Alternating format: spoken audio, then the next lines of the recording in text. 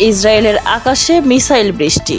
তেল আবিবের রাতে নীরবতা খান খান করে একের পর এক আঘাত হানে ইরানি ক্ষেপণাস্ত্র। ছোড়া হয় শত শত ব্যালিস্টিক মিসাইল। প্রায় 2000 কিলোমিটার পথ পাড়ি দিয়ে তেল আবিব সহ ইসরায়েলের মধ্যপ্রাচ্যের বিভিন্ন এলাকায় আঘাত হানে এইসব মিসাইল। ইসরায়েলের অপারেশন রাইজিং লাইনের জবাব দিতে ইসরায়েলি ভূখণ্ড লক্ষ্য করে অপারেশন ট্রু প্রমিস 3 পরিচালনা করে ইরান।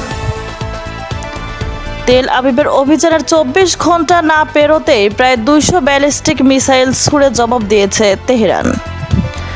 এখন পর্যন্ত প্রাণ গেছে 12 জনের, আহত প্রায় 2 শতাধিক। এছাড়াও 35 জনের নিখোঁজের খবর পাওয়া গেছে। ইসরায়েলি ভূখণ্ডে চলমান আগ্রাসনকে সবচেয়ে বড় কার্যকর আখ্যা দিচ্ছে তেহরান।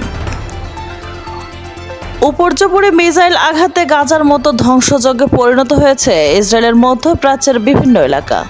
ক্ষতিগ্রস্ত হয় 3টি সামরিক ঘাঁটি সহ অয়েল ডিপো এবং বিভিন্ন স্থাপনা।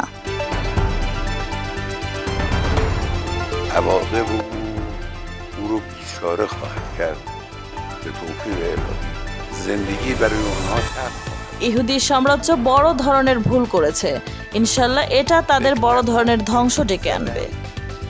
আমাদের সশস্ত্র বাহিনী প্রস্তুত আছে। দেশের সকল কর্মকর্তা ও সাধারণ জনগণ সশস্ত্র বাহিনীর পাশে আছে। নিঃসন্দেহে আমরা শত্রুদের জীবন তিক্ত করে তুলব। আন্তর্জাতিক ডেস্ক, জনপদ সংবাদ।